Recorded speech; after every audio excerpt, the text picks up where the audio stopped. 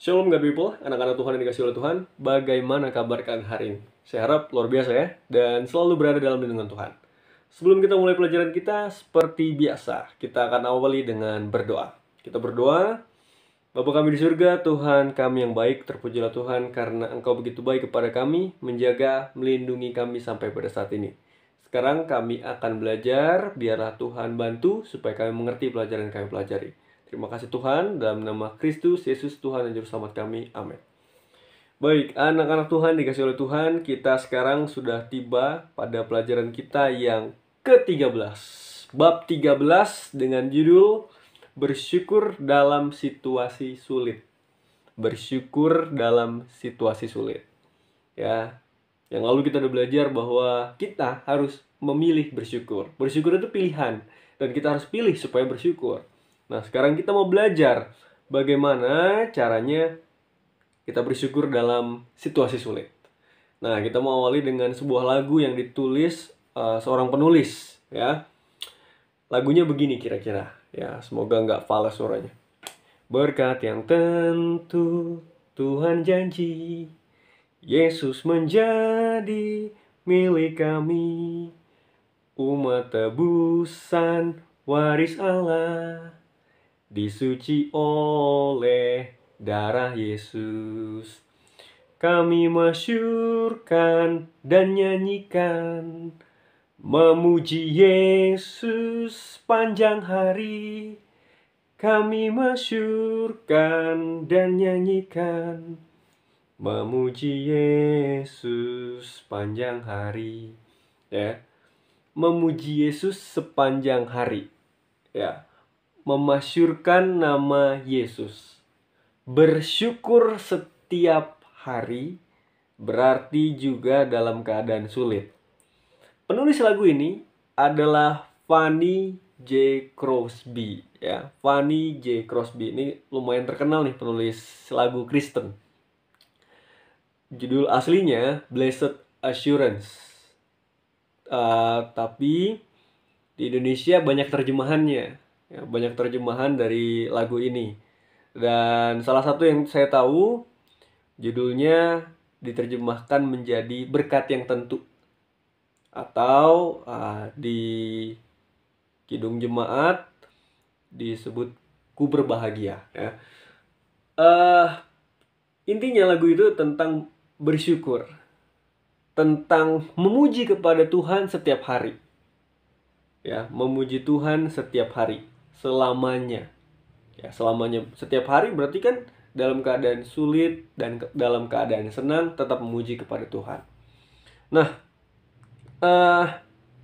satu hal yang menarik, Fanny J. Crosby ini, ya, adalah seorang perempuan yang terlahir buta.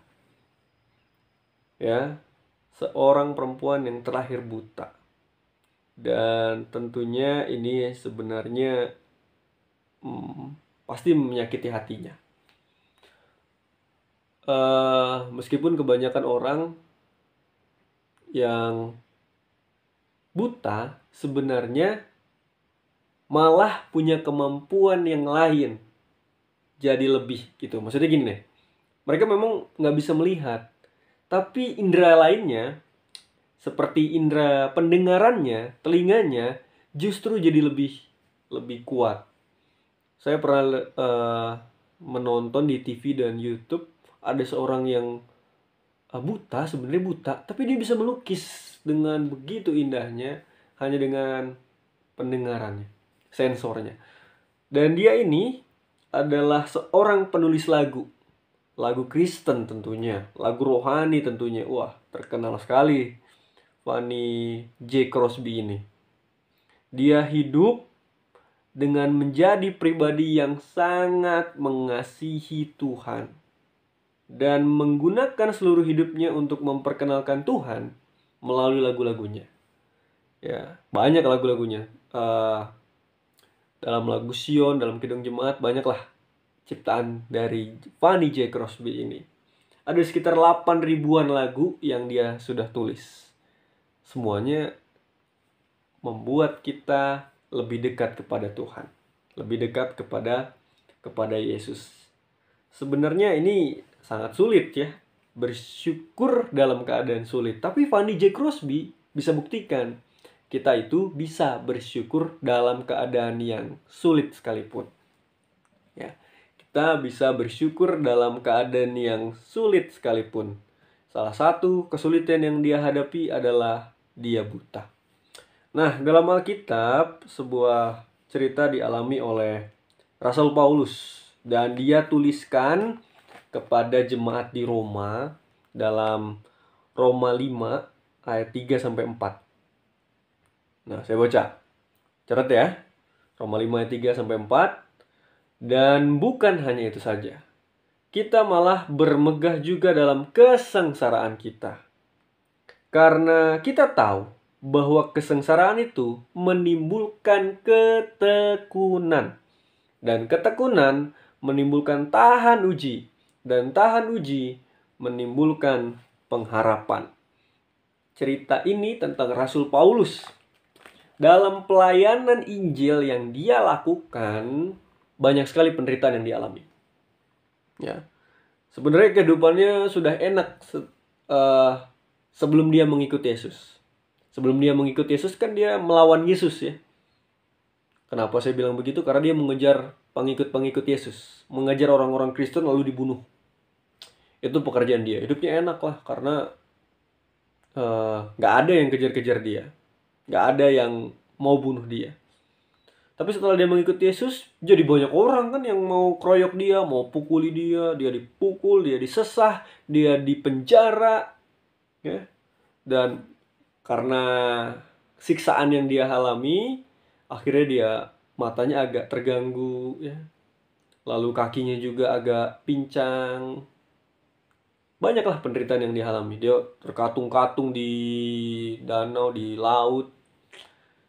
Menderita hidupnya. Tetapi di ayat ini dia bilang bahwa kita malah bermegah juga dalam kesengsaraan kita, kesulitan, penderitaan kita.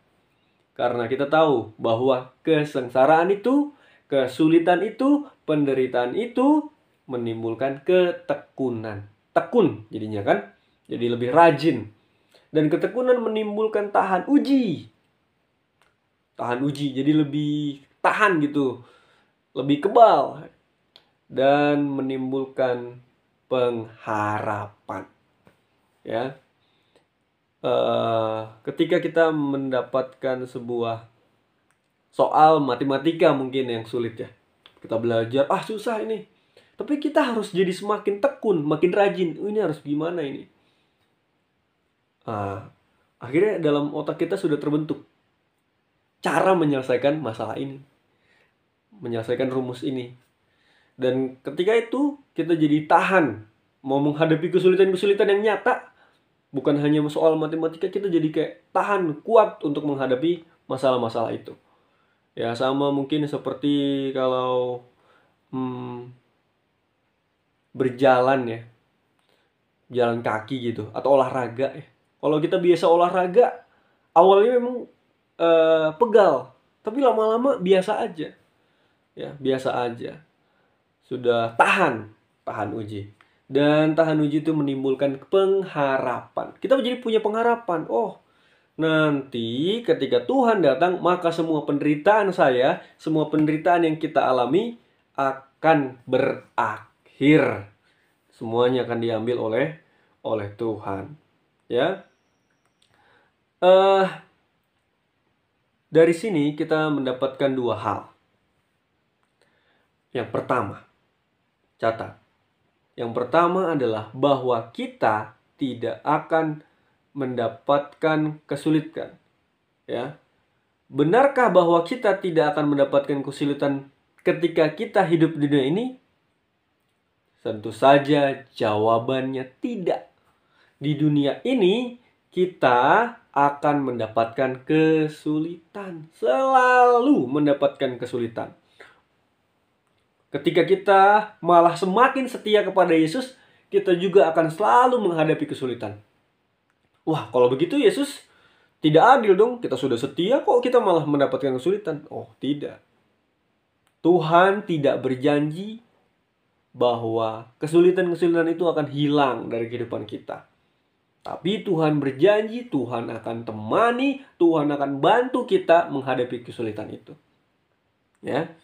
Tuhan akan bantu kita supaya menghadapi kesulitan itu. Coba kita lihat Yohanes 14 ayat 2. Ya. Silakan dicatat Yohanes 14 ayat yang kedua. Di situ akan ada sebuah janji tentang penderitaan yang kita alami. Yohanes 14 ayat 2, di rumah Bapakku banyak tempat tinggal. Jika tidak demikian, tentu aku mengatakannya kepadamu, sebab aku pergi ke situ untuk menyediakan tempat bagimu.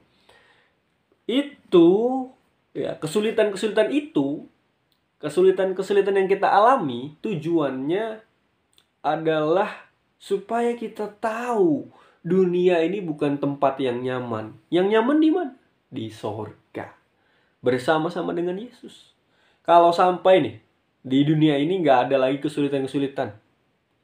Ya kita nyaman dong dengan keadaan dunia ini. Wah kita kalau nggak kesulitan ya di sini aja terus nggak apa-apa, nggak masalah. Ya nggak? Ya kan? Tapi kalau kita di dunia ini mengalami kesulitan, kita punya pengharapan bahwa suatu hari nanti Tuhan akan jemput kita masuk surga. Kita akan punya rasa bosan tinggal di dunia yang menyulitkan ini.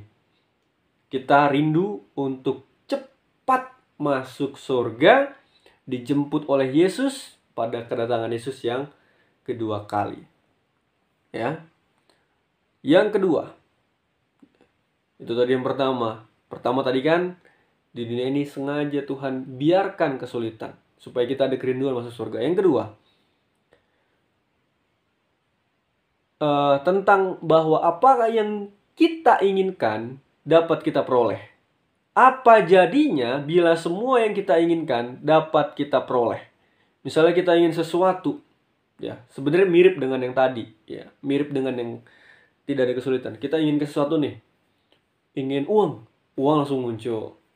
Ingin coklat langsung muncul. Ingin makanan langsung muncul. Kita jadi punya perasaan bahwa wah dunia ini adalah tempat yang ternyaman, bukan bersama-sama dengan Yesus. Padahal dunia ini penuh dengan dosa. Dan akhirnya kita nyaman di dunia ini. Coba contohnya adalah narkoba ya.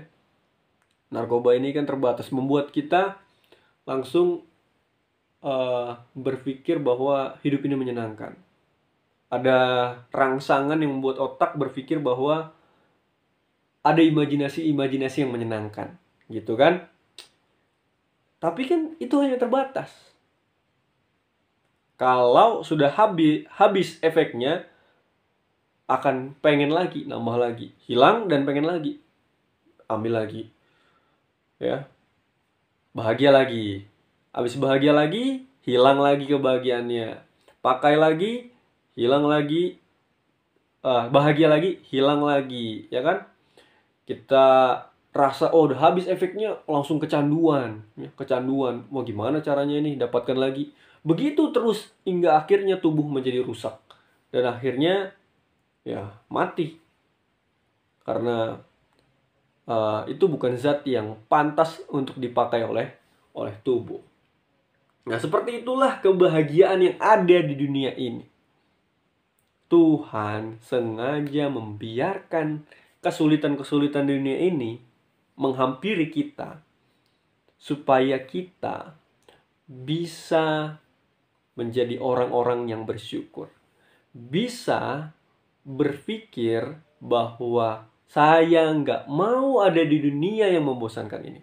Saya mau bertemu dengan Yesus. Bertemu dengan Yesus masuk surga. Gimana caranya? Supaya saya bisa masuk surga, ya saya menerima Yesus dan menuruti segala perintahnya. Kan? Begitu. Jadi Tuhan tidak akan biarkan kesulitan-kesulitan hilang. Tapi Tuhan akan temani kita, Tuhan akan bantu kita untuk menghadapi kesulitan-kesulitan yang kita hadapi. Ya. Oleh karena itu kita harus bersyukur. Dengan kesulitan-kesulitan yang kita hadapi, kita bersyukur bahwa kita punya Tuhan yang akan selalu menolong kita. Ketika kita mendapat masalah, kita bersyukur Tuhan masih ada di samping kita. Ketika kita merasa kita sendirian, kita tetap bersyukur Tuhan tidak pernah meninggalkan kita. Jadi, dari pelajaran ini kita belajar bahwa kita harus bersyukur meskipun dalam keadaan sulit. Karena kesulitan itu akan menimbulkan ketekunan, menimbulkan juga tahan uji, dan punya pengharapan bahwa suatu hari kesulitan ini akan berakhir dan kita akan bertemu dengan Yesus dan tidak akan ada lagi kesulitan. Kita akan selalu hidup berbahagia dengan Yesus di dalam kerajaan sorga. Oleh karena itu, marilah kita menurut kepada Yesus dengan perintahnya, salah satunya adalah bersyukur. Itulah pelajaran kita hari ini. Kita akan tutup dengan berdoa. Saya ingatkan lagi, catat ya. Pelajaran hari ini, contoh hal tokoh-tokoh yang sudah disebutkan tadi, foto kemudian dikirimkan ke Google Classroom.